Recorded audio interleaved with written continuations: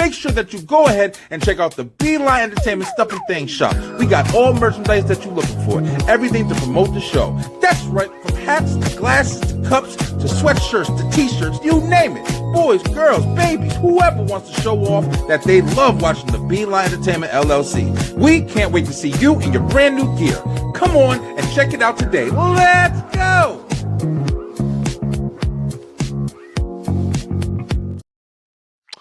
What up, everybody? Check it out. It's another Wednesday night on the Beeline ENT, baby. You know what time it is. It's time to talk about some wrestling, baby. Yo, you a wrestling fan? Where the wrestling fans at, man? I miss all you guys being on here and talking crazy about wrestling, and it just happened last week, so I don't miss you that much. But I'm glad you're back to watch STR, the STR Nation, straight through the ropes. Wrestle Talk is who we be, baby. And guys, if you don't know, now you know. And you can also find out more at YouTube, where you can check us out, like, share, subscribe, follow the channel. We got a lot more content coming to you guys, and can't wait for it, man. We might even have some special guests up in the building, because yo, I wanted to start off this episode by saying strong. I've been saying it here and there. We've been talking on a bunch of episodes, but I got a wrestler, yo. He's one of my favorite wrestlers of all time since I was a little kid, and I'm really promoting it now. Listen, we about to start a movement on TikTok until he gets here, because I'm looking for him. I'm ready. I'm about to cut a promo on him. Yo, that man is Bret the Hitman Hart. Hey, yo, Bret Hart, if you ever do come across our channel and you want to check out the STR Nation, we looking for you. We love you. We've given you mad love on here. We've talked a lot of stuff about you. I've grown up watching you. Bret the Hitman Hart, we would love to interview you. I mean, just literally sit down and just talk with you.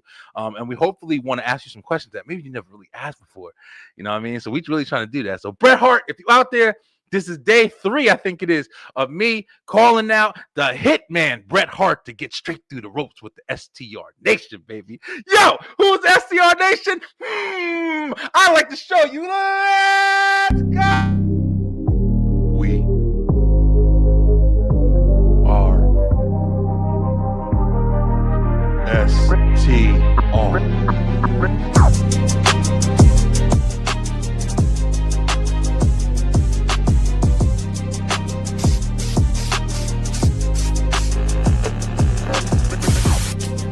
Power Fusion Core, whatever the hell they call it, Fallout 3. Yeah, right. Give that. She is finally becoming a better wrestler, and people are not giving her that. She's had some phenomenal matches. Yeah, let's go. Because, like, seriously, You should have got Jade's wig. That probably would have helped out. don't do that. Yeah, at least you would have had. Booker probably should have gone over that year, and Booker should have had a WrestleMania moment. I was trying to give a trick question, but I said 2, but it was 2 winners, and it was Maven and Nydia. That's far there, Beck. But you know what? You can't trust Beckford. Beckford. It's time for Straight Through the Ropes Wrestle Talk, baby. Ring that bell.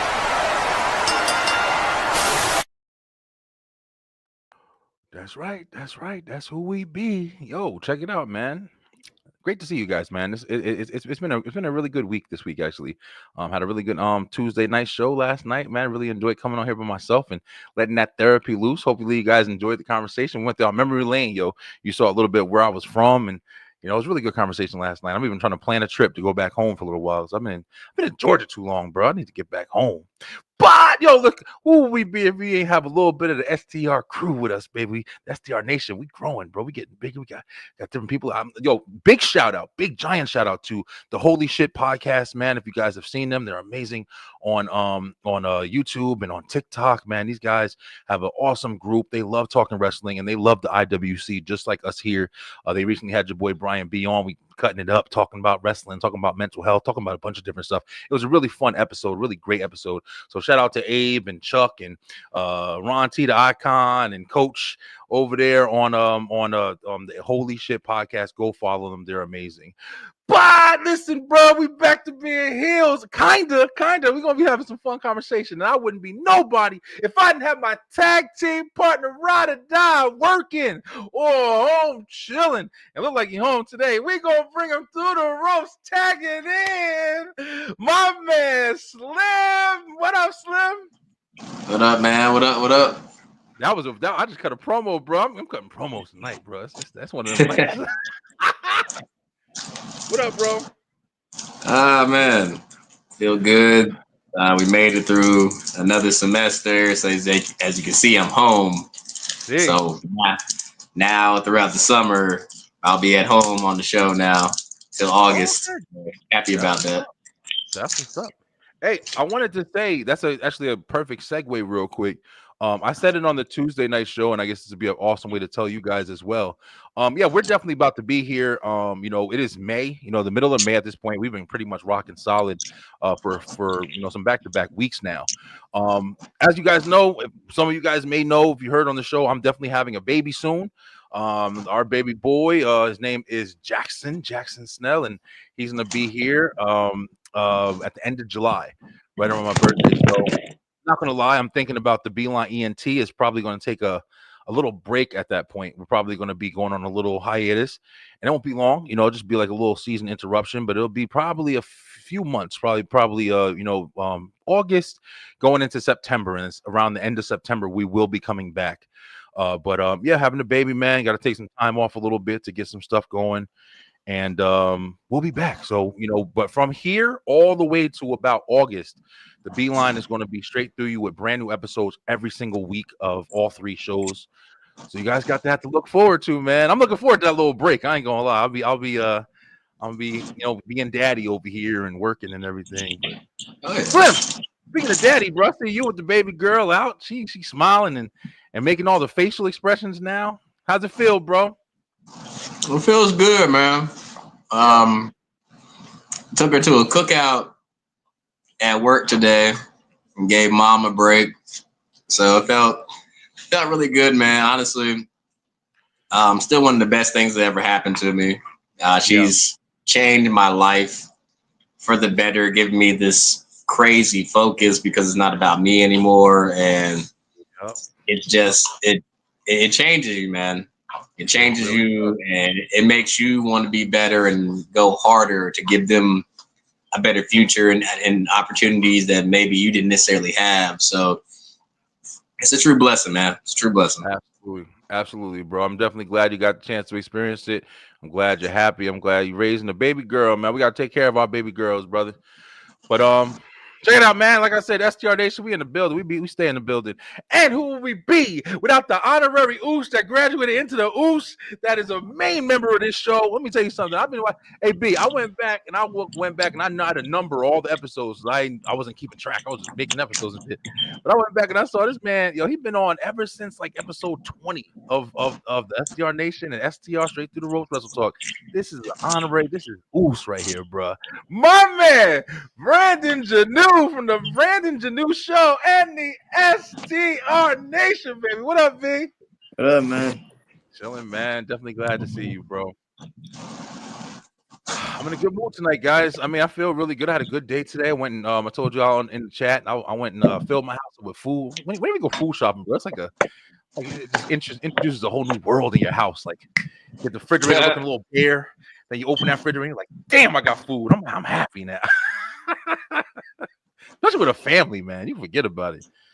Trying to look with no peanut butter and jelly and shit. How y'all doing, man? Be you good? I'm good. How about y'all, man? Y'all good? Yeah, we straight, man. It's definitely been a good day today. Good day. Hey, as far as wrestling goes, how's wrestling been, man? Let's do a temp check, man. We have to be a little bit out of Mania now for a little while, and there's a bunch of stuff going on. We haven't really talked about AEW too much recently. We haven't talked about even with TNA. How do you guys feel about WWE kind of running a monopoly a little bit real quick? They're getting in touch with everything. I mean, wasn't that the vision from Vince from the get-go? Take away all the territories, bring everybody under one federation, and basically be the main thing in the business. That's what he did. I mean, I think we're in a time where people see where certain things are going. And I mean, you gotta think about it. If I'm AAA and I've been a staple down in Mexico for probably over 30, 40 years, my main competition has been CMLL. How do I secure a bigger bag, but make sure my talent is taken care of at the same time? Hey, you want to acquire me and I still get money? and some stock share rights, but I get to put my talent on a bigger stage. I mean, shout out to everybody except for Alberto Del Rio. But I mean, people that get to see people like El Viejo del Vikingo for the first time. If he's there, you know, formerly Sin Cara, but he's more famous as Mystico down there. La Mascara Dorada, he's really, really good. I pray that, well, no, they can't get Dralistico because he's with AEW now. But I mean, they got a whole bunch of like Blue Demon Jr. I think that we really got to think about it like we're about to have the TNA title defending at an NXT pay-per-view in less than 3 weeks. That's insane to think about. A week from now. The TNA title being defended in a WWE branded system is crazy when you think about it. So I mean, I think we're in a good spot. I don't know why I had to sit through clips of people sending me Zach Gowen versus Ricochet. That makes no sense to me in 2025. But I mean, I think we're good. I mean, AEW, they just got to figure out. Tony's fumbled a lot. He's got to come back strong somehow. Yeah, I don't like the word. We only use that for WWE. What? When AEW was doing this shit, you know, pulling in New Japan and CMLL, it wasn't monopolizing the wrestling business. It was, oh no, it's a forbidden door. So now WWE's doing it, and now it's, oh, they're trying to take everybody's fucking job. They're trying to take everybody away. What the fuck? Wait a minute, goddamn it. Listen, but let's be real. They've done it though. Because remember, did it, but this is not that. See, this is the thing. We still moving with this Vince mentality. Like we keep thinking it's Vince that's controlling this shit. Like we gotta stop thinking that fucking way. Did they go out and say, "Hey, TNA, we're gonna buy this shit. We gonna buy this shit." Kind of. Or did they say, "Let's partner up. We're gonna help you guys get on y'all feet"? Did they go to AAA and say, "Hey, man, we're gonna take your shit over. We ain't got no time for this shit. Give me this shit." Did they do that? Do they do that? Don't you think it's easier to if you think about it, just think about it. Like if you're a head honcho company, bro, you're on top of the hill. We all know WWE is top of the mountain, and you're a company that literally says, "Hey, listen, we could buy you over and take all the responsibility of everything you're doing, or we can become a partner with you, allow you to do the heavy lifting, and we just kind of profit off of it." Wouldn't that be more intelligent instead of just like owning it all? I mean, it makes more sense. It's a smarter way to do what Vince did. And that's why I keep saying, like, we keep thinking this is Vince, and it's not Vince. That's some Vince shit. Vince would do that shit. I would never say just to be in charge and shit. What up, Vince Chuck? would definitely be like, okay, let's take all of this shit. But that's not what happened with this. I think that Triple H is way smarter than that. He knows that if he was to buy these companies, that's exactly what people would have said, is that they're taking everybody's shit. And but like I said, like when AEW was doing it, nobody had a problem with the shit. So why are we sitting there saying it's monopolizing because WWE's doing it? Oh, why? Because they're the bigger company. The only reason people say that is because Tony Khan didn't think about that. And that's the fucking Tony Khan. He said, "Let me borrow your talent. Let me not build a working relationship," because he technically had access to TNA first. He definitely had, and all he did was have them drop their belt to Christian Cage first, and then Kenny Omega. That's right. Yeah, they were intermingling with TNA when it was the Good Brothers and everything coming and passing through. I remember that. But that's the thing. Like it's not WWE's fault that AEW is stupid. It's not WWE's fault that Tony Khan don't know what the fuck. I just watched a segment where Tony Khan is literally standing. They have the camera on Tony Khan. This motherfucker's pointing at MJF on the floor. Like the fuck are you doing? Like, why is this? Hope that is mine. This one with a big ass smile on his face. He's right here. Like, that booger sugar, man. Javon was right. I'm sorry. Give Javon Ivins all the titles because he was right. This motherfucker. Yes, yo, listen. On his ass. Wasn't that Lynn is just sitting in the chair like this is fucking stupid. I'm not gonna lie. Like Javon Evans, yo, That kid is phenomenal, man. The only thing that sucks for me, and I'm not saying anything bad. I liked seeing him in that Obafemi and Trick Williams match because it presented him that he can stand with the big boys, yo. And that's what you like to see when you see a smaller guy. It's important because I don't give a fuck. You can dance around the ring, jump, flip, kick, whatever. He's phenomenal. Don't get it wrong, but when you put him up against Brock Lesnar, you're always going to be looking at some squash match shit. Like immediately, you're going to see a squash match. Well, Brock Lesnar's not walking through the door anytime soon. So that's no, he definitely isn't. No. The second thing is, yeah, if Vince was running the company, you're fucking right. It's a squash match. I mean, I don't know, bro. What about Jacob Fatu? Depends on how Jacob works with him. Yeah, it all depends. I mean, it doesn't have to be, but that's why I said I enjoyed seeing him with Oba and seeing him with Trick, because those are two big dudes, the biggest dudes in NXT, really. And then being able to place him in that position and having him hold his own. I mean, his moveset is phenomenal. He is a natural athlete. You could just tell by the way he flies around the ring. And it brings us to our next question, yo. I agree with both of you guys. With AEW, like, I don't think WWE is monopolizing. I think that WWE is taking risks that they haven't done before. And B, I definitely agree with you when you say it can look like monopoly because WWE is just a giant. And when you look at it with TKO and everything that they're doing now, listen, bro, I gotta say this real quick. Just one thing on this topic. WWE is not UFC. Okay, UFC. Floor seats, $3,000 fucking dollars, $5,000 fucking dollars, and most of the people that are there are fucking celebrities and shit. Are people that are in the entertainment business, people that can afford that kind of pricing. But now I'm starting to notice a trend where they really are building up WWE events like their fucking UFC events, and I think that that's ridiculous. That's not their demographic, bro. We've always been able to buy, even if you were like, just had a splurge or whatever, you can get you maybe some good floor seats to a good pay-per-view for like what, $1,000. And now it's like, you're really you got to bust your ass. If you think you're going to SummerSlam or some shit, you got to fucking, quit whatever you're doing, rob a bank, and then. Not get caught.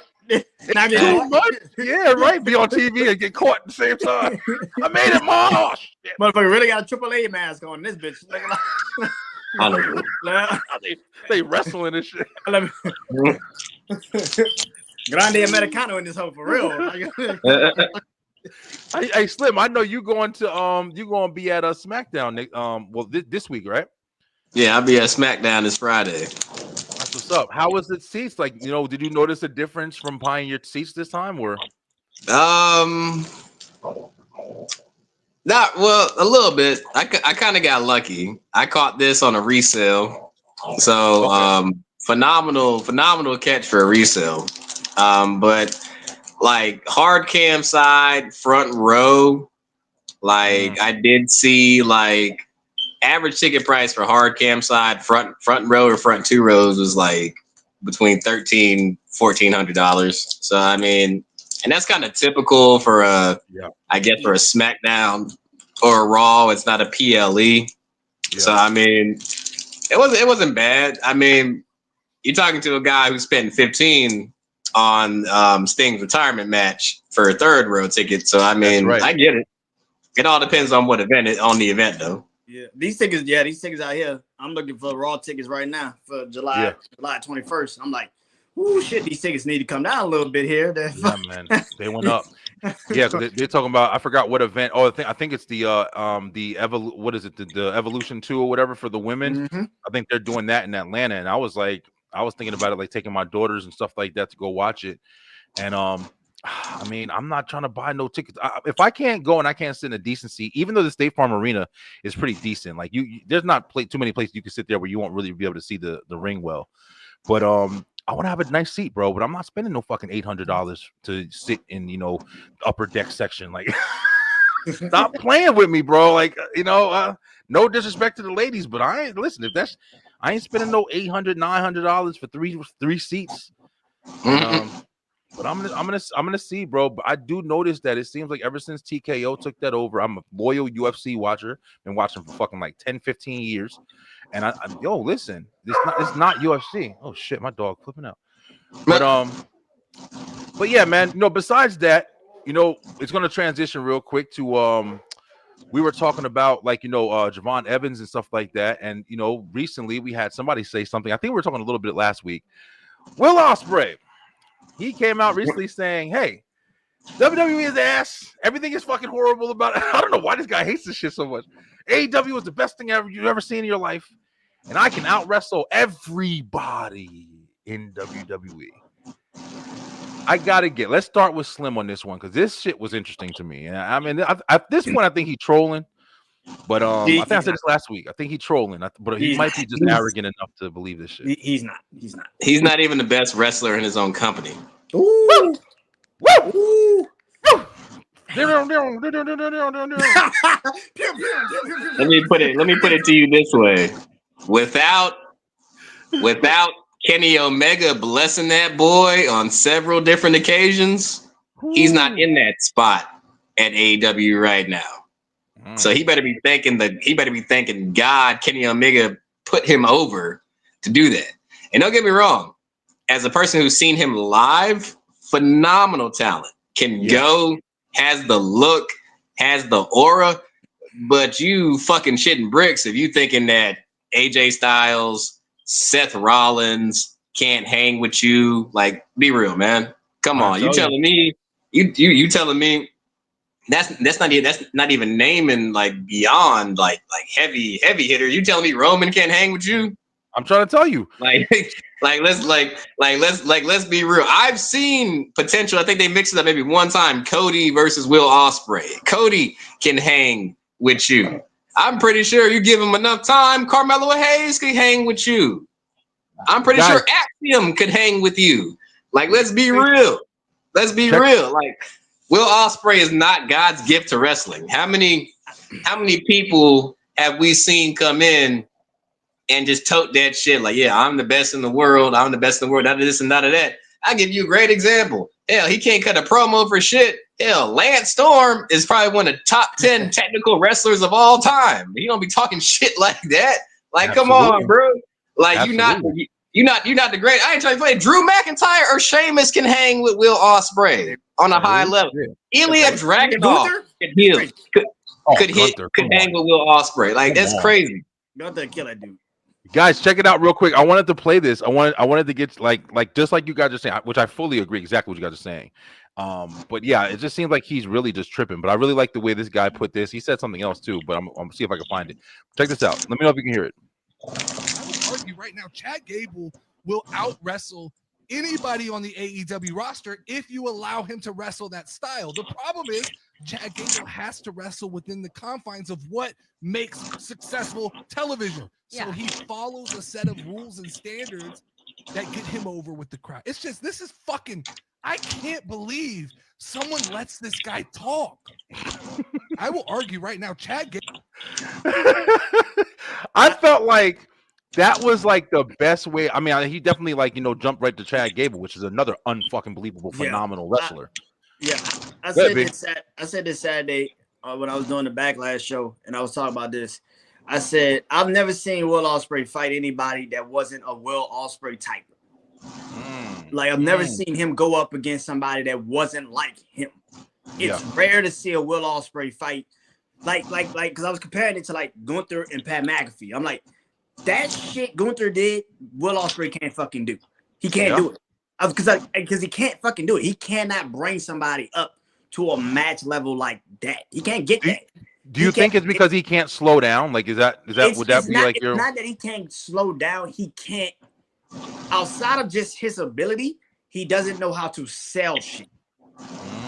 He does not know how to sell. And the fact of the matter is, when you in, that's why I say like AEW is the perfect style for him because he can fucking do what he wants to do. He can do it, and it won't cause any problems. I expect him and Adam Heyman Page to have an amazing fucking match. Double or Nothing. I expect that to be a fucking classic, 5 stars. Dude gonna put it on his match of the year, match of the decade, match of the century fucking list. Dave all of this shit. And guess what the fuck I'm gonna do? I'm gonna be watching Double or fucking Nothing named NXT Battleground. That's what the fuck I'm gonna be doing. I'm gonna be watching NXT Battleground. Obafemi versus fucking Miles Bourne. And I'm gonna be just sitting there like, yeah, that probably was a great match, but this is better probably. 9 out of 10 is probably better. You know what's crazy is that it's crazy because I could have sworn a couple of months ago he got out wrestled by MJF on live television. MJF and MJF is a better Swerve Strickland put this man through a fucking wrestling clinic. I missed that. Damn, I gotta go watch that shit. I didn't see that. Bro, that fucking man, I'm sitting there like, man, we need to give Swerve more credit. Just this shit here, like, because this shit is different. That made me have more appreciation for fucking Swerve. I've never seen Swerve is a beast, man. I've never seen Will Ospreay have a match against somebody that wasn't like Will Ospreay. I've never seen it. Kenny Omega kind of shaped like Will Ospreay. He can kind of do the same shit he does. Kevin Knight does the same shit Will Ospreay does. Ricochet does the same shit Will Ospreay does. What's his boy? What's dude's name? His friend that they wrestled not too long ago. Kyle Fletcher. Yeah. He had a nice match on with him. Most of them do the same shit he does. I've never seen him have a match against somebody that doesn't feel like him. It's rare that I see it. Not saying he's not a great wrestler, not saying he can't go in the ring, not saying any of that shit. But when you sit there and say nobody in that company could touch me, that's a fucking lie, kid. I don't know what the fuck you talking about, sir. Like you are lying. You give me 100% healthy Seth Rollins. He hangs with him easily. Easily, man. Seth I think maybe even now. Seth Gunther. Hell, fucking Finn Balor. Yes. If we're giving the real Finn, Johnny Gargano will fuck over fucking. Oh yeah, for real. Tommaso Ciampa will fuck over Will Ospreay. Are we kidding ourselves? Like there are fucking wrestlers we can name before we get to like Javon Evans. We actually get Will Ospreay a fucking. That's why I brought this up. Javon Evans will get us through the match. Like what the fuck are we talking about? Like it's Velveteen Dream. Listen. No. Don't get me canceled, Slim. We going back. No shit. WWE going to take us out. Healthy Adam Cole would have fucked Will Ospreay over. Are we kidding ourselves? Check out this is the other part he said real quick. Let me clock in. Hey, Will Ospreay, there's a company called Circus Soleil. They're perfect for guys like you. You're a circus act then. You're not a pro wrestler. And I will argue this to my grave with anybody who, Will Ospreay's so good when the bell rings. He's not that good, Lauren. What he does is he has these very choreographed, high-level gymnastic sets. Okay. Right? This dude would be great in the Olympics. But they're not. There's no story. Hey, Will Ospreay, there's a company called Circus. When I heard him say that shit, I'm not gonna lie. Like I'm not gonna take it that far. I wouldn't take it that far. I think Will Ospreay is a phenomenal wrestler. I think he is. I definitely understand what he's talking about. I can't lie off of that shit. It is that kind of style is it fun? Yeah, it's very fun. But when you coming out and you popping off at the mouth saying you the best in the world and all this other shit or whatever. But hey, when somebody says something like that, I can't have a huge argument. Yeah, well, but people don't understand this shit. Like, people really don't understand. Like, Will Ospreay's been beefing with WWE for years. Yeah. Like, people don't remember. Like, Seth Rollins was the Universal Champion, and Will Ospreay jumped out the fucking window. It was like, I'm better than you. Yep. Why, motherfucker? We talking like, and that started the beef. That's what started their beef. And it's good to do that to make a name, though. It is a competition sport. So if Paul Heyman doesn't tell Seth to be like, "Hey, yo, chill," he wouldn't win another way. Mm-hmm. Well, Ospreay, I think the message here from STR Nation is calm your ass down. We get it. You are good, but I get what he's trying to say. He's trying to make it seem like he's just the best. But I will say I think he is the best in AEW. I do. I think he is. But to say you're the quintessential best, Swerve is up there. MJF is up there. Swerve is a beast, man. Yeah, Swerve is up there. Takesha's up there. Swerve is a beast. Like Takesha's up there. Like there's some people we can give you some matches, bro, and you will probably be sitting there like, God damn. But to sit there and say WWE, nobody can hold a candle to you in WWE, that's a shaky fucking thing to say, kid. I feel like people get lost. Seth Rollins, Brian Breaker. I feel like people get lost in the storytelling, bro. Jacob Fatu will fuck. So Jacob Fatu will fuck with Ospreay. if they really had a match. Like, just imagine a match with no limits, like he said with Chad Gable. Just imagine a match where you was wrestling. Just imagine Jacob Fatu going to AEW and being able to be free like he was in MLW and shit. Come on, bro. Pretty much. Come on, bro. But that was a really good combo right there. I mean, it was just interesting.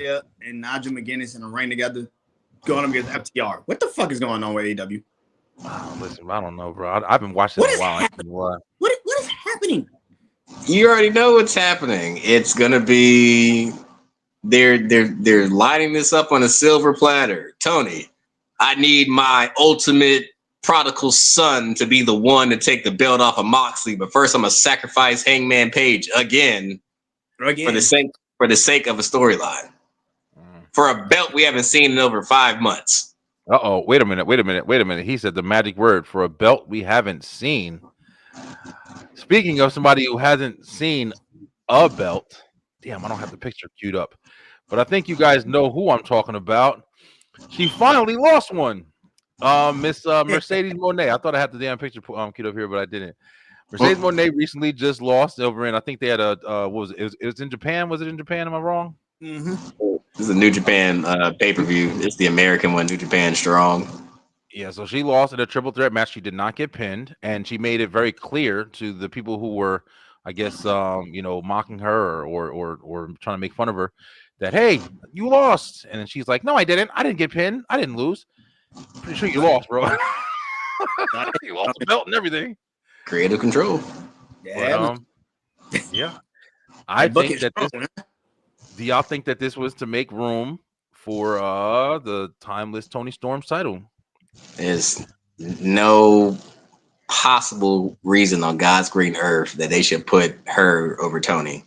Tony is carrying that division by her damn self. No disrespect to Mariah May, but I mean, like, they should have been like Brett and Sean. Keep these people far apart, away from each other until it's time. Brett, where you at, Brett? Bret Hart. Oh, Bret Hart. Listen, we name dropped again. We always talk about my man Brett. We're gonna get Brett on this show. I'm telling y'all right now. I don't know.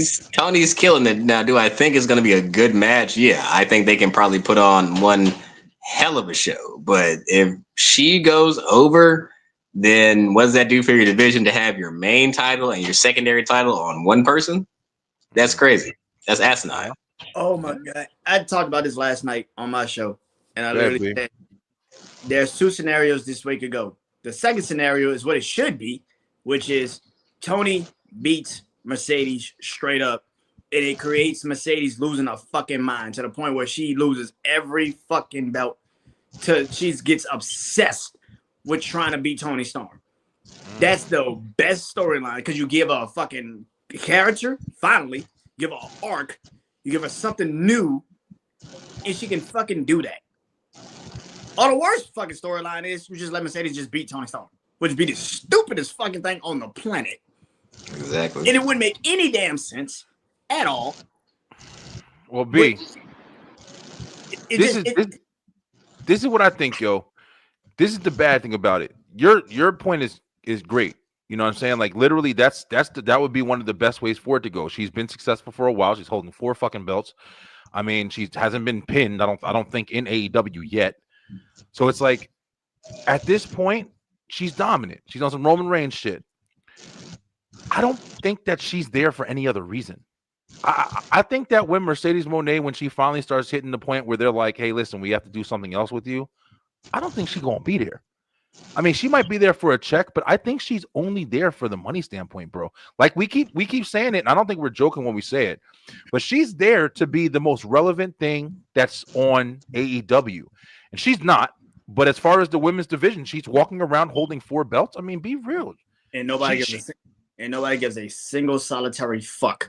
They don't. But to her and her ego and however much she's getting fucking pressed, yo, she's living the life. She doesn't give it. She's in her fantasy. The craziest shit is her best friend ain't even on TV, and she's got more fucking coverage than she does. Yeah, that's true. Bailey is. She's right now. She's in more of a storyline than she is, and she ain't even on fucking TV. The crazier shit is Athena being way more relevant, and she's still going over her 3 weeks ago. That's the crazier part. People still waiting for Athena to come back. I'm like, dog, they did exactly what they needed to do with her. Let her lose. Didn't make any fucking sense to do it, but that's what they did. Yeah, I don't know, man. I just think that, you know, it's interesting because, like I said, one of the biggest things that I have been rocking with AEW is I like Toni Storm's gimmick, yo. I'm always checking to see what she's doing each week. If I'm not checking anything, I'm checking that for sure. But it's like, you know, to see Mercedes starting to, you know, I've liked the fact they've kept them separate, but I think they've done that intentionally because they don't want to interfere in what they're trying to give Mercedes right now. She's got a crazy deal, bro. I really do think it's like some Hulk Hogan shit. I think she's like, hey, listen, I get to do what I want. I'm getting paid this amount of money. I show up and I'm going to be your best thing. And I don't think she's going to lose. I think she's going to go over. Yeah, the worst thing that Tony Khan has probably done is give her all creative control. That's the dumbest shit on the planet. It's not the money, it's the creative control, because that's the truth. It really does sit there and say, I don't want to lose at all until I feel like I'm leaving the company. That's some crazy shit. Like, that's just really is, man. Yeah, there's no way to enjoy the product with anything surrounding her with that nature, because it's just like, hey, listen, we know how this is going to go, not because it makes sense from a story standpoint, because in order to have something like that, as stupid as it is, you would have to write an amazing story around it to back it. And it's not like they're going to do that. So it's like everybody you put up against her, especially people who have a nice build, especially people that you're interested in seeing progression come from, you're going to be fucking miserable, like, you know, not enjoying the product when she's involved.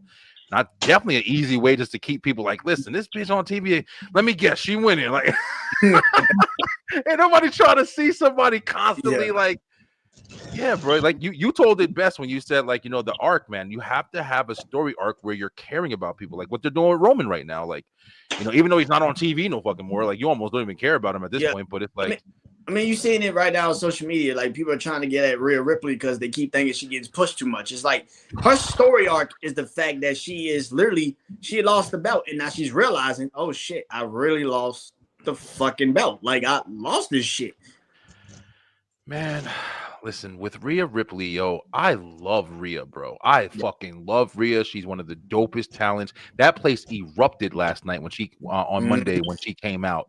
Erupted. I was in the bathroom. I didn't come out the bathroom. Like, damn, they kill it. Like damn, this fucking thing. I thought Stone Cold was out with her and shit. I'm like, damn. But it's like the fact that, like you said, bro, it's starting to. I've heard people compare her to Charlotte Flair at this point. Like, okay, it's starting to get to a point where the only thing Rhea can be relevant with is with a title. That's fucking difficult, bro. Here's the problem. Rhea has always been Triple H's crown jewel. Like, he always loved Rhea from the moment that he saw in fucking NXT UK. Didn't she even beat Toni Storm to win the first fucking women's UK title? Like, she beat Toni Storm to be the first women's UK champion. So and then when she moved to NXT, she beat Shayna Baszler. Like, she took the belt from her. Like, oh yeah, that's right. Damn, I forgot about that. Like, bro, like, she is the reason. Like, she has been Triple H's fucking star pupil. So anybody that's just sitting there now realizing like how fast she got pushed and shit, bitch, that's always been you realize Rhea Ripley had no direction under Vince? Yo, I do. I say this shit all the time. Like she beat Asuka at WrestleMania 37 and nobody gave a fuck. But even before that, like, wait, let's be real. That was gonna get overshadowed anyway by Bianca and Sasha. It did, but it was just like that shit. It didn't matter. She won the belt, and then literally the next pay-per-view she dropped it to fucking Charlotte or some shit. Charlotte, yeah. I think had a little short blonde hair. I think, like, I agree with what you're saying. Like, Rhea's been in the title picture probably about 90% of her career, like, right now, whether it be a tag team title or a singles title. So I think it's crazy. Like, right now, she's reached a point to where, okay, like, the company's probably like, okay, we know in a pinch, if we ever need somebody to be champion, we can put it on Rhea. But now it's come to the point to where, okay, you had the belt off and on for the better part of last year, because hell, last year was all about you and Io and Liv, pretty much. It was pretty much the entire year was Liv and Rhea fighting over that title until Io and Bianca got inserted. So I think it comes to a point to now it's like, okay, we've already seen it with the title. Now she's reached the point of that status. Like she's such a big superstar. It's like, okay, it's got to be Rhea Ripley. It's got to be Rhea Ripley versus who? And the name has to match up to where you got to be interested in it. The thing about Rhea is that they have the opponent. They just don't know how to get it done. And that's Bianca. Because Bianca's in the same fucking boat. She doesn't need a belt. She's already. She doesn't need the fucking belt. But you do need story. You do need story, and that's you need what a story. And that's, Bianca.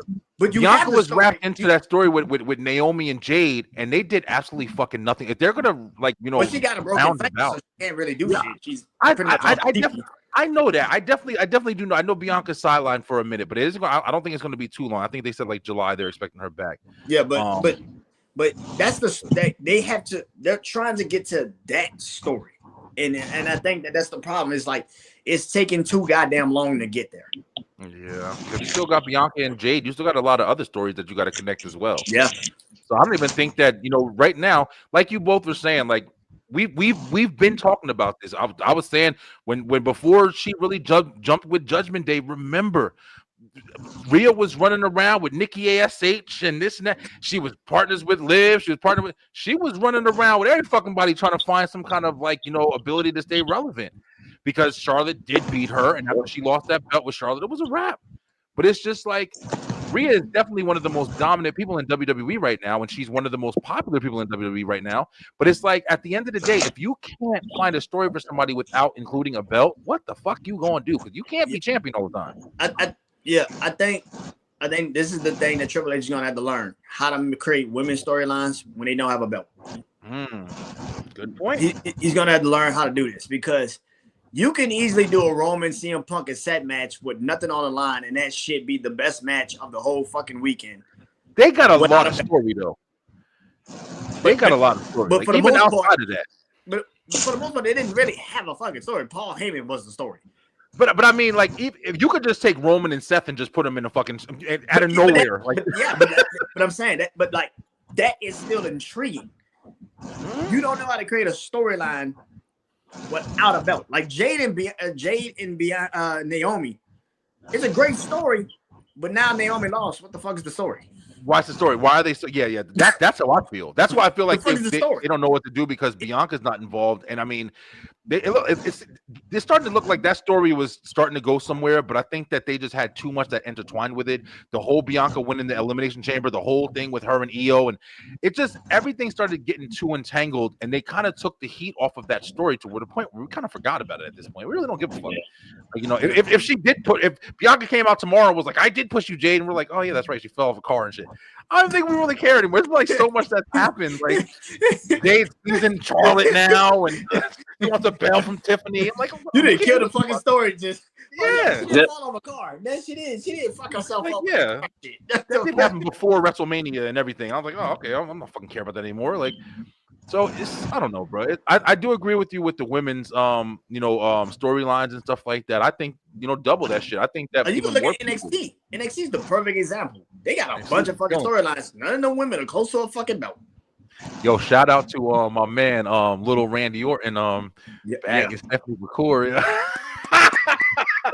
You heard about that? He might be deaf, but he ain't blind. You see what I'm saying? Like, and what Ziggler say? Should have been me. Should have been me. Should have been me.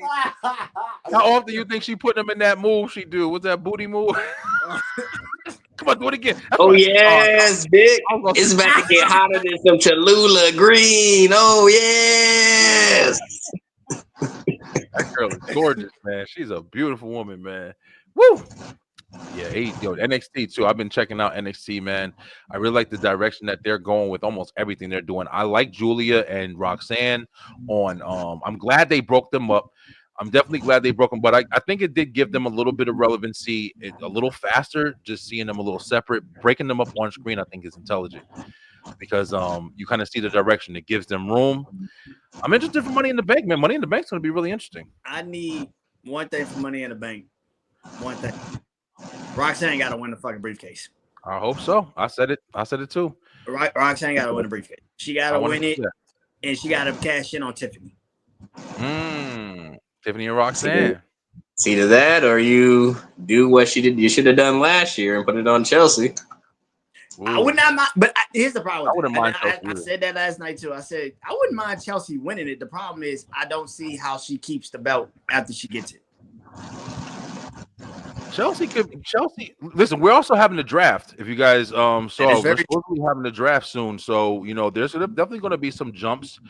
Lay's not here to talk about. I know we're jumping around. We're also going to talk a little bit about Backlash, and I got a couple other things we're going to talk about tonight. It's just kind of a random show, but we also saw this week on Raw, Becky came up here, and once again she came out to the ring and started hitting a promo. And I know we definitely clown Becky a lot. Now let me be real, we real when we clown her too. We need to record late. Just doing that. Come on, man. I know. I was trying to tell you. But Becky Lynch, is she gonna go down in history and one of the greats? Of course she is. She's one of the 4 horsewomen. She's amazing. She's done a lot in her career, and like she even said in the promo, man, it's like ain't nobody too old. She was like, listen, she cut a heel promo. Hey, listen, I've been doing it for you guys forever, and then I realized I did it, and I don't need y'all ass. And, hey, some honest shit. You realize that you were too good. Damn, John. Right? Exactly. Right? Everybody over here, everybody having revelations about not needing motherfuckers no more. Exactly. But it's interesting because at the same time, it's just like, all right, heel Becky, are we for it? Like, is it really interesting? Because I kind of get even with the promo being pretty decent, I get the feeling that people just don't really care, man. I don't think people really care about what she's doing or what she's involved in right now. Her and Lyra had a great match at Backlash. It was actually really good. It wasn't bad, but I hope it did what it was supposed to do, and that's kind of put Lyra over, because that feud did help Lyra gain a little bit of momentum under her, because it was good. I didn't think she was gonna win. I was shocked she won. Yeah, I did. I was shocked too. It did a good deal. How'd you feel about it, Slim? You felt like it helped Lyra at all? I mean, I'm not gonna sit here and say I'm a Lyra Valkyria fan, because still during her entrance, I don't get the whole wing thing. Still throwing me off a little bit, I'm like a confused parrot. Fly from a Scarface. She remind me of what's my boy? She remind me of Iago from Aladdin. Like, oh man, Jafar's bird. I mean, don't get me wrong, Lyra can wrestle. I was talking to my girl about this morning. It's not the fact that Lyra can't wrestle. It's just the fact that I don't know who Lyra Valkyria is. There is no depth of character. If you tell me who Jade Cargill is, I know that. You tell me who Selena Vega is, I know who that is. But I mean, you can't just tell me I'm from Ireland and, my particular clan, believed in the bird spirits. Like, okay, but it's like, what do you do? Who are you? Like, you're phenomenal. You're a phenomenal wrestler. I feel like Becky putting her over in that way did help her. Took her a little bit way more seriously, and surprised that brother with the curly hair was able to pull Lyra. Bro. But that's neither here nor there. But I mean, I feel like this is just leading to whenever the next big PLE is, Becky taking the title off of her there. I mean, because there's no point. You don't turn her heel and do all this for her not to take something from her. You know what I mean? Unless you're about to put her back in the world title picture. Or because Bailey still got the unfinished business with Becky, because she, Becky says she took her out. And I was just hoping that they were going to be smart, man. I was very intrigued on SmackDown when, first of all, you saw Alexa Bliss come back. And that was nice because, you definitely thought that Zelina's partner was going to be somebody that was like, we see regularly. I thought it was going to be Michin. I didn't think it was going to be. But when Alexa came out, I was like, oh, shit, okay, Alexa's still around. And then when she came out and after Charlotte gave her promo and basically said, once again, Charlotte was just like, why do you guys boo me? Like that was the most genuine fucking in-ring promo I ever saw. Like literally, like, why are you guys booing me? Like, what the fuck what did I do? Like that's what it sounded like. But it's just when she got done with that promo and then she went to the back and then Alexa came out to her, I said, oh shit. I said, okay, Alexa, like it or not, Alexa is one of the veterans in the locker room right now. And to see her go up to Charlotte, somebody who isn't really having a lot of direction right now, just lost to Tiffany. I think that her, Bailey, and Becky and Charlotte, they all should be in some kind of union where they're like, yo, listen, we run the back room. We're not getting respect. Bailey got kicked off WrestleMania. Becky just lost. The newbies are beating us. What's going on? It makes the most sense to fucking bring them direction and let them run rampant on the. I feel give them all the titles. I think it would be the smartest, most interesting thing to do. And then to have the other people from NXT to move up during a draft. It just seems like that direction needs to be had because you definitely have a clear division between the veterans and the up and comers, man, right now. Okay, and let them go over. What the fuck is going on? Why is this nigga bleeding? Dean Ambrose? What's his name? Jack? This nigga's John bleeding. Moxley? Like, what are you? You barely hit the cage, nigga, with your hand. Man, I need to start watching AEW while I'm watching. What the fuck is happening right now? Yes. These niggas got guerrilla warfare outside the cage and shit. They just standing outside the cage. Why are you out there? It's a cage heck, it's him versus Joe tonight, isn't it? Yes. Oh, Joe. I don't understand the decision making of this. It's 2 against 1. It's 2 against 3, and one got to steal a chair. Like, what the fuck are y'all doing? Like, you can just jump these niggas. What are we doing? Like, what the fuck are we doing? Like, I don't understand. Speaking of steel chairs and cages and everything like that, I see your name tonight, Slim, and definitely RIP to Sabu, man. Sabu was never. That's hardcore right there, Moxley. That's a person who bled for a fucking reason because he's in a fucking barbed wire fucking death match.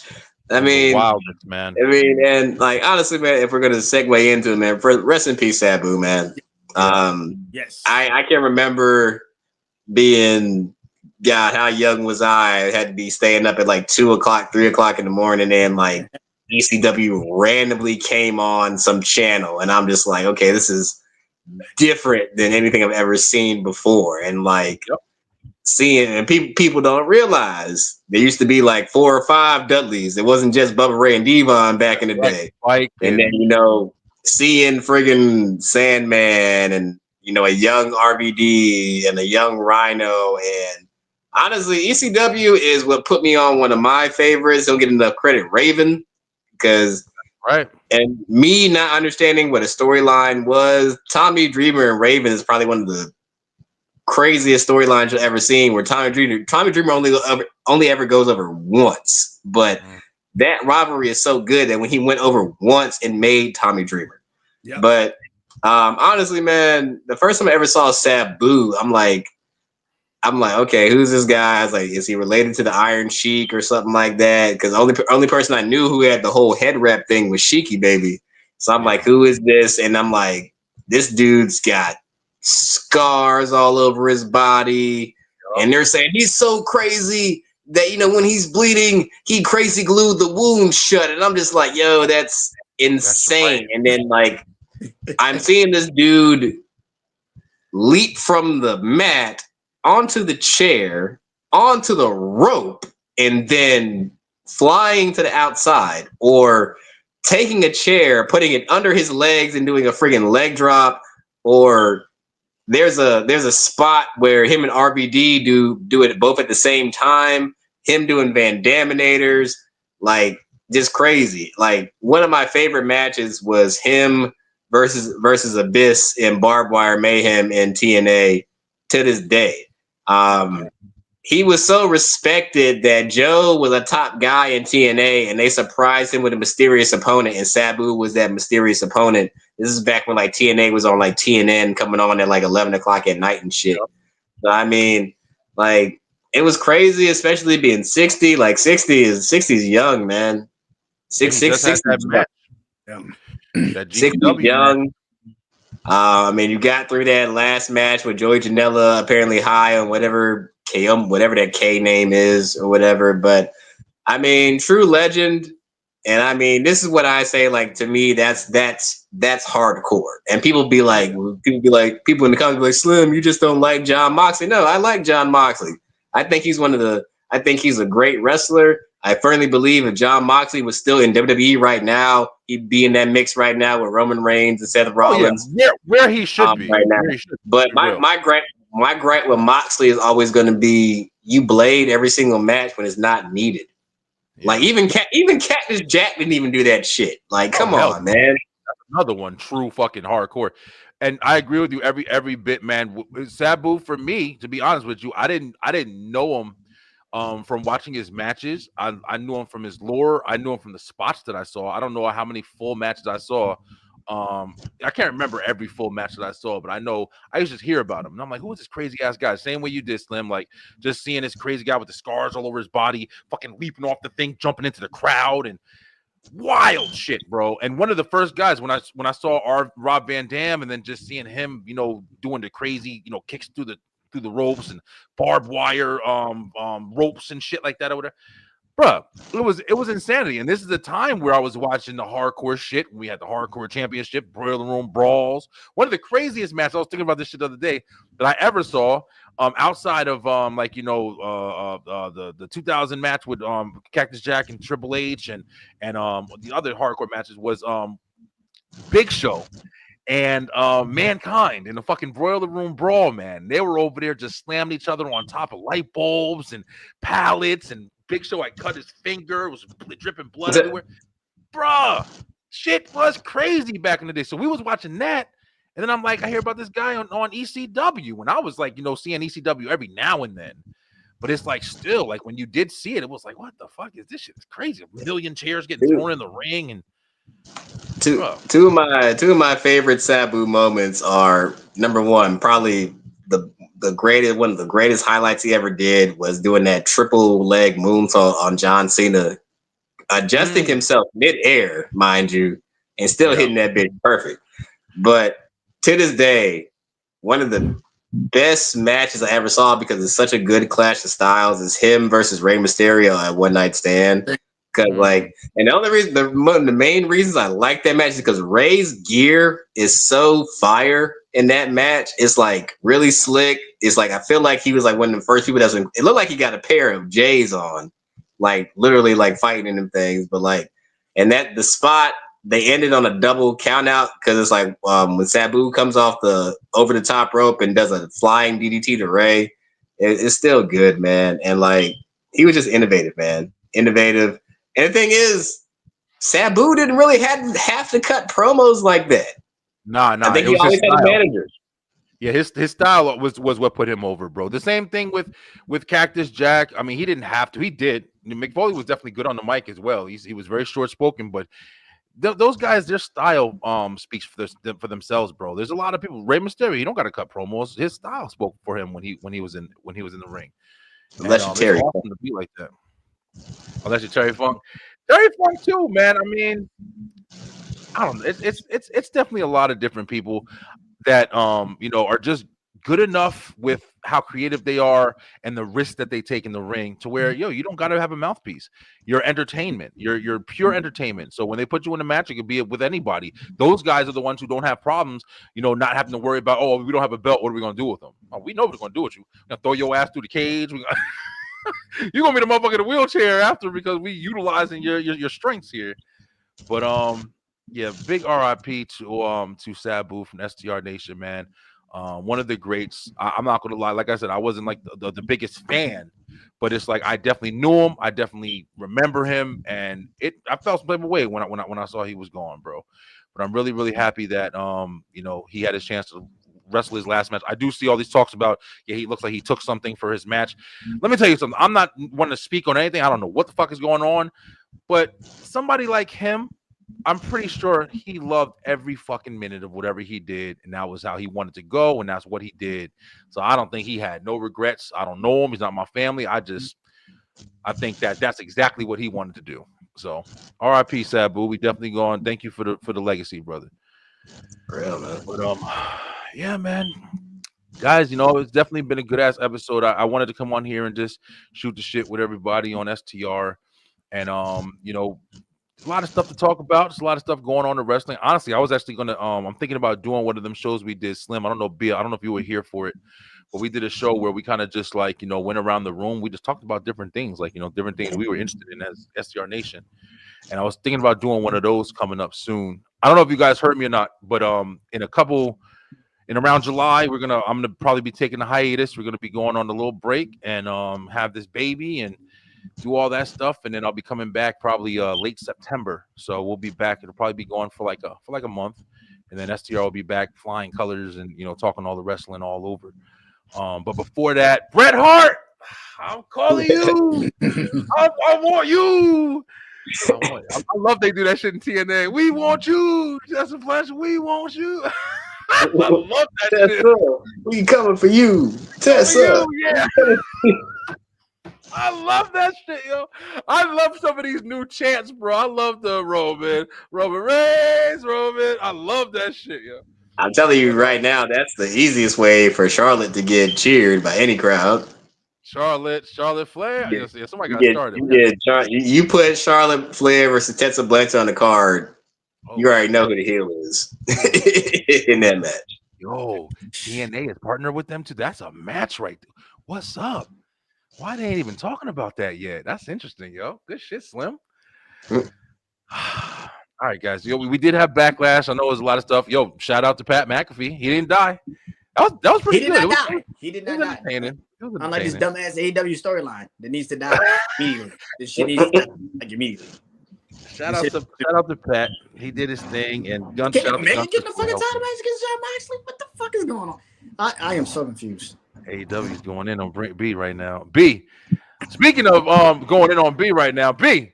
How'd you feel about you know, your heated rivalry between Randy Orton versus John Cena? How'd you feel they did on Backlash? Masterclass. It was better than I thought. They had to put a lot of fucking smoke and fucking mirrors through that shit. I mean, it was good, man. I really hope that Nick Aldis fights Randy Orton at SummerSlam. This shit needs to happen. It has to happen. That shit needs to happen. Yeah. It needs to happen, and it needs to happen soon. This is ridiculous. I agree. For Nick Aldis to get RKO 3 fucking times and nobody gives a single solitary fuck. Like, I agree. That has to happen. And you got RKO 3. Is this nigga Swerve hurt? Oh, this shit is crazy. Like, but Randy Orton for 3 consecutive times of RKO this fucking man. Fines do not work. Suspensions do not work. You need to fight this man, Nick Aldis, and need to become a wrestler again. But one match. I agree. Come on, SummerSlam, Nick Aldis. I agree. I completely agree. Yeah. It's up there. What you got, Slim? Oh man, like I said, 5-star classic, true storytelling, 2 legends that had such great chemistry. You couldn't even tell, you know, it wasn't scripted. But nah, man, I thought it was really, really good. I mean, they're 2 pros. I mean, you know, we had the shenanigans, but it was needed. I mean, clearly, like, you know, with what we're doing right now, it's not the fact that I don't think Cena's doing a good job as a heel. It's like how he's executing it. He's just like, I want you to be pissed off on what I'm doing. I'm doing just the most basic shit. I'm not doing anything fancy. I'm doing the most basic shit. I mean, he made the whole crowd pause because somebody threw a Michelob Ultra at him last Friday. Which, first of all, if you're drinking Michelob Ultra, that's nasty as shit. I'm sorry. what kind of person drinking Michelob Ultra? I'm sorry. But I mean, judging your life choices just out the gate. Just I like it, and honestly, if this leads to Cena versus R-Truth at the next pay-per-view, I'm all here for it because I never thought he actually put his hands on Truth. When he said, "Ron, you crossed the line. Say one more thing, we're gonna have some issues." And you know, Truth dumbass always gonna say some shit. So when I saw him put the A through his hand, I was like, okay, this is what we're doing. So now it becomes the child. I gotta fight my childhood hero, and all John gotta say is, "Are you dumb? I ain't no hero to you." And Truth gonna be the ultimate babyface in that match. This is gonna be funny as hell. Oh yeah, you know you older than me, right? but no bullshit. That is going to be for Saturday Night Main Event because I'm pretty sure he is performing there. That's probably going to be the match. you couldn't get a better match. It's a perfect spot. It's a perfect place to put it.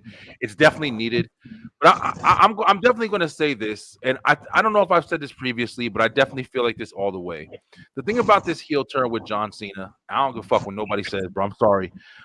The only thing that would have made this super credible would have been if The Rock had involvement in it, and there was more story that would have been told. But at the end of the day, we all know damn well, no matter what, no matter how bad he's trying to be, no matter how much of an asshole he's trying to be, everybody loves John Cena, bro. We all know that this is his last. The only thing I could think about when I was watching that John Cena Randy Orton match was, man, these motherfuckers. Even you saw him at the end. I don't think that was fake. It was probably a little improvised. Like he probably did a little extra, but he was looking at that ring after he just got done fighting somebody he came into this motherfucking industry with, and he said, man, this is my last time doing this shit. You don't think them emotions was flying, bro? But then people saying all the stuff. No matter what, we all know it's an act, and we all know that in a couple months, you know, in Boston or whatever, his last month, we all gonna have fucking tears in our eyes because we know damn well it's the end of a legacy right here. You know what I mean?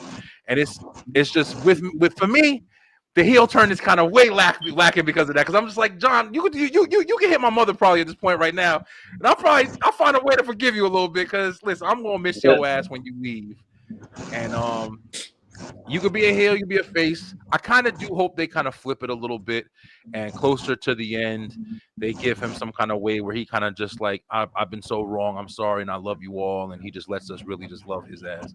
Because he knows it's gonna be something, bro. He ain't gonna just leave as an asshole. I think he gonna flip, and we gonna really want to see that motherfucker in that last match.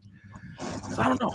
We'll see though. Yeah, I like the match. It was really good. I liked they had a spot in there where he was supposed to go through the announcer tables. Here's another thing. WWE, I don't know what you got to do, but fuck them announcer tables, bro. Please take them shits out. Go back to old school where you could put a person through the table without murdering somebody. Because look like you got to go fucking jump off the roof to get somebody. Motherfucker, mankind and shit out there announce table. You gotta fall. I'm telling you, hell in the cell. somebody did a TikTok where they showed that spot where Randy did the AA through the announce table and it didn't break. Randy was pissed. That's when he started knocking everything down, and you could see he went over to Cena and he told him, "Hey, we about to put you through a table." That's when he did the AA. That was improvised. Yeah, that shit, bro. Yep. I mean, they had a good ass match, man. It was really good to see. I thought they were going to be too old. I thought it was going to look like the Cody Rhodes shit. But it was entertaining when Randy started RKOing the shit out of everybody. I was like, oh shit, let's go. That's the thing, right? Like that's why I kept saying the Cena and Cody match was gonna suck. I knew it was gonna suck. Cena ain't been in the ring, like fully in the ring, for like a year and a half. Like he wasn't in the ring fully. Like even in the Royal Rumble and Elimination Chamber, that's multi-man matches. You don't have to do shit in those matches. All you gotta do is just be last. That's right. That's it. So to put on a match for 30 minutes, I knew Cena wasn't gonna be able to do that shit right then and there. That's not physically possible for a fucking damn near 50-year-old man. Not for nothing, he held his own in fucking Elimination Chamber, bro. I'm not gonna lie. With him and CM Punk, they did pretty well. That's a reason why Seth Rollins stumped his fucking head to the ground, because Cena was not going to be able to fucking beat CM Punk just by his fucking self. Come on. Like, let's be honest. It'll be funny as hell, yo. Let's be real. Let's be real. But shout out to Cena, bro. Like I said, the match was better than I think a lot of people expected. It was. I'm going to be honest. It might have been their best match. Maybe because of the age. Maybe it's because we haven't seen them in a long time. I don't fucking know. Might have been their best match. But at the same time, it's still fucking Randy Orton and John Cena. That rivalry still fucking sucks. I don't give a shit. What anybody say, the shit still sucks. You can get the fuck out of here with that. I don't care. People are going to listen. Becky Lynch and Lay, Randy Orton versus John Cena with Brandon. Hey, what's yours, Slim? What's your thing? I don't even know. I don't know if Slim got one yet. I don't think I found one yet. Yeah, Slim just loves the Miz. That's all we got. There is a true understanding that, listen, respect to John Cena and Randy Orton. Respect. That match was great Saturday. Awesome. Whoop-de-fucking do. Your rivalry still sucks. I don't give a shit what people want to say. The rivalry still sucks. Outside of Randy Orton kicking your daddy in the head and pretty much tearing your pec off the bone, there's nothing about that rivalry that is special. It's special. Nothing at all. All right, B. All right. Listen, I'm never watching it again. Okay. But nah, guys, yo, listen, this has been a fun ass episode, man. Really glad to come on here and talk wrestling. Listen, we're trying to stay consistent out here.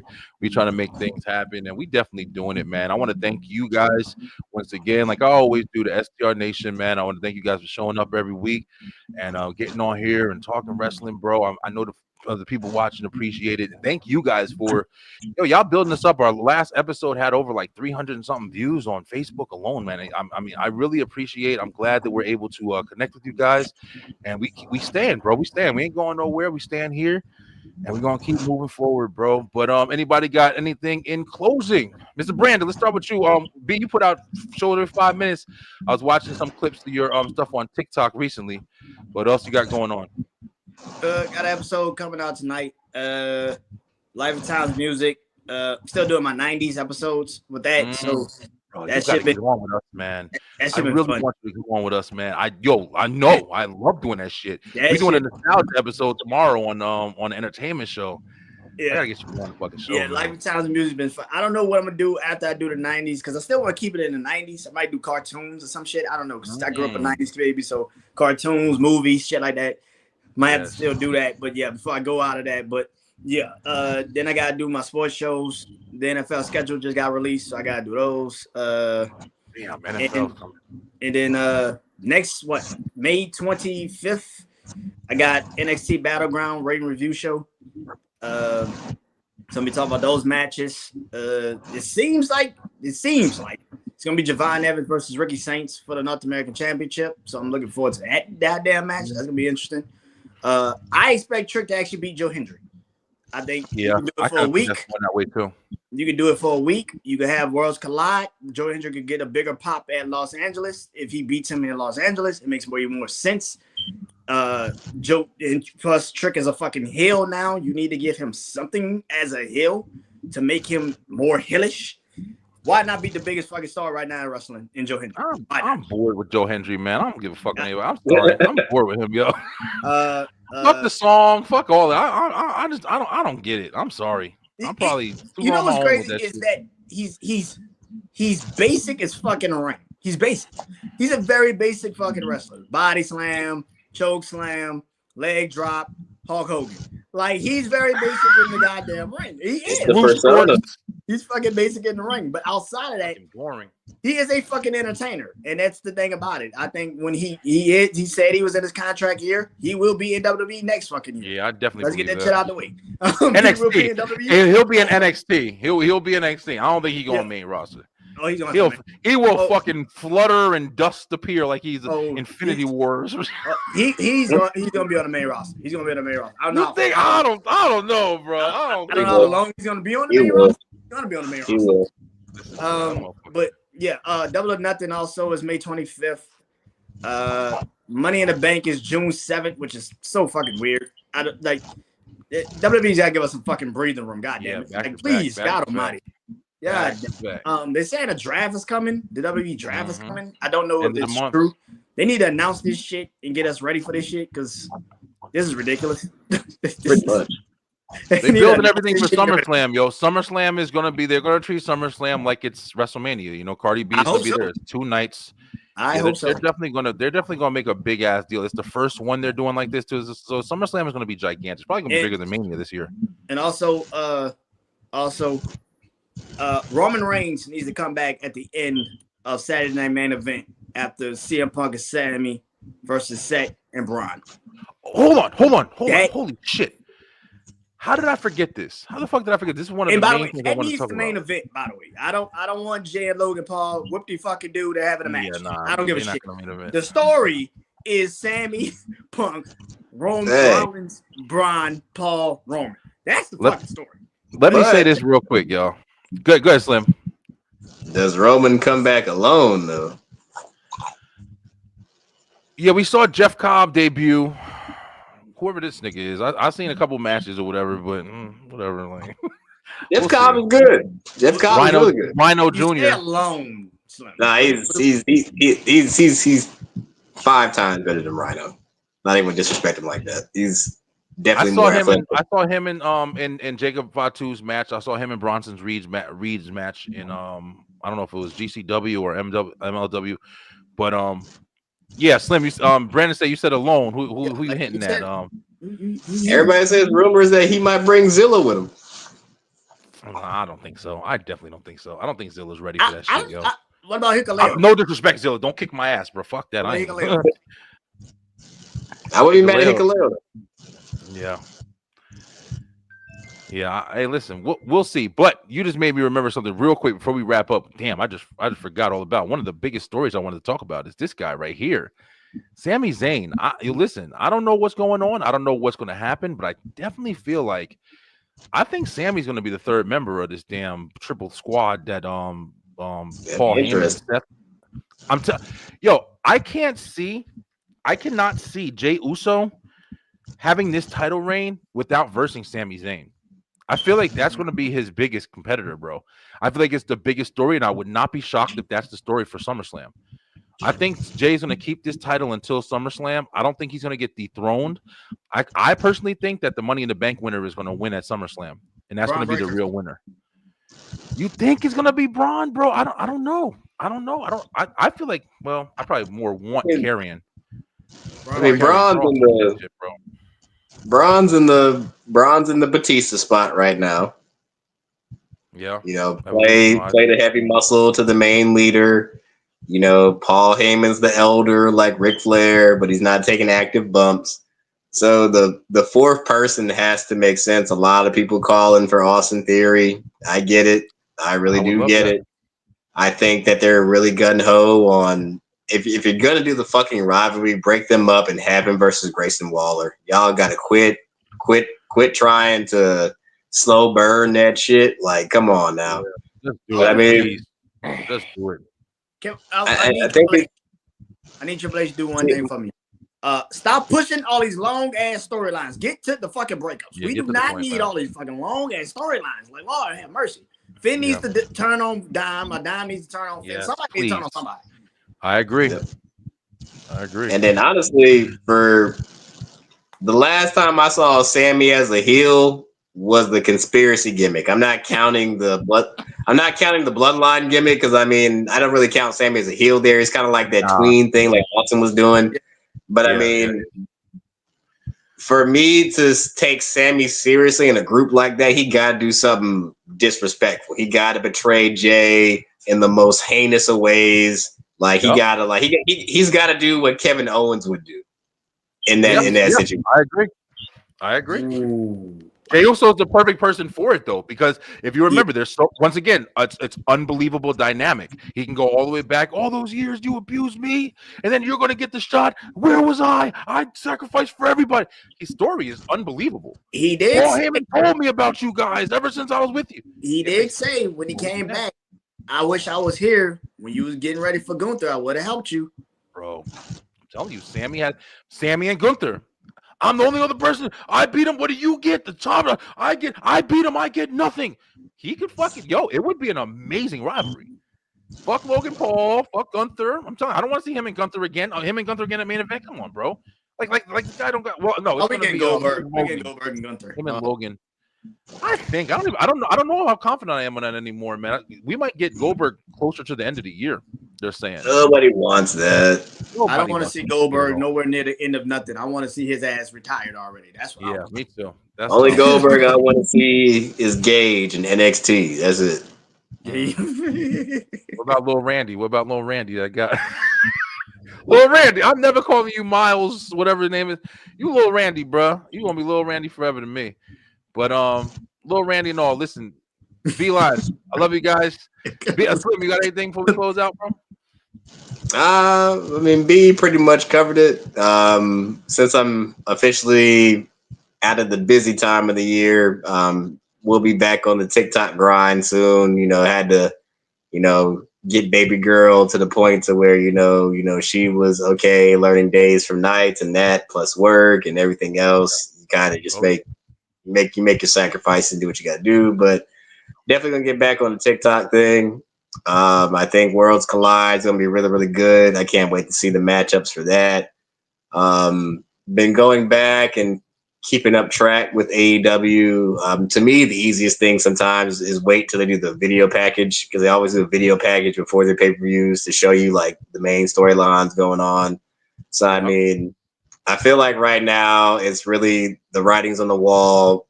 You know, Will Ospreay is gonna be glorified as the savior to bring AEW back into the light from Jon Moxley's darkness. Hurt Business is still trying to figure out if they want MJF back in it. Friggin' Kenny Omega's looking for opponents for the international title. Adam Cole's a champion now, so hopefully he gets back on track and doesn't stay injured for whatever. I feel like NXT's been killing it. I'm very interested. Like I'm very interested to see how they're gonna do Trick and Joe Hendry, because I mean, just seeing a TNA title defended on a WWE show is still insane in 2025. And I feel like, you know, I feel like it's still a good time in wrestling. Oh, and the funniest thing that happened, Good Brothers have returned to New Japan and apparently are trying to fight for control of Bullet Club. Give it up, It's man. great. Please give it up. I'm sorry, bro. Them guys just, I don't fucking. Is there? I've never seen a tag team. I mean, to my knowledge, like I've never seen a tag team fucking fail so hard, man. Everybody talks about how great they are. I'm sorry, but damn, these motherfuckers can't go nowhere and get shot. Just stop. I know that's like the worst shit to say, is like, you know, but I'm just saying, like, damn, y'all been in WWE, New Japan, TNA, AEW. Like, come on, bro. At some point, you gotta just realize, like, maybe this shit ain't working no more. Go back to Festus and shit. Like, I don't know, bro. Like, it ain't working, bro. Good Brothers. What the fuck were they called? Oh, the old school, the Bullet Club, and whatever. Get the fuck out of here, man. Nigga, they ain't feeling it no more, bro. Do something else. This man just said, hey, bro, this shit ain't it, bro. I'm telling you, bro. How many times you gotta fucking get booed off the stage before you change your act? Like, bro, Good Brother shit ain't working no more. It ain't New Japan fucking AJ Styles Bullet Club, nigga. Like, y'all ain't it no more. Change your shit up. Like, Finn, AJ. They tried it. Bro, every promotion, and we said NXT before they left. Come on, bro. We done. That's Stop already. That's fucked up. Damn, I was trying to be positive this episode too. Shit went out the window. That shit went out the fucking Well, oh my god, yo, that shit funny. That's funny. That's fucking funny. Hey, my bad, Slim. I didn't mean to go like, in on you. It's definitely y'all. It's definitely y'all. Yeah. It is definitely. You can't blame Vince. You can't blame H. You can't blame no fucking body. It's y'all, motherfucker. That was funny. That's crazy. Ah, damn. All right. I think we're gonna go ahead and wrap it up. Glad to see you home, Slim, and chilling with baby girl. Glad to see you. Yo, Slim, you a hard worker and shit like that. You stay on the grind, bro, and you killing it. But yeah, we're gonna go ahead and wrap it up tonight, guys. Beeline, Brian B will be back in his seat tomorrow night. We're gonna be talking to my man Kyle Eric.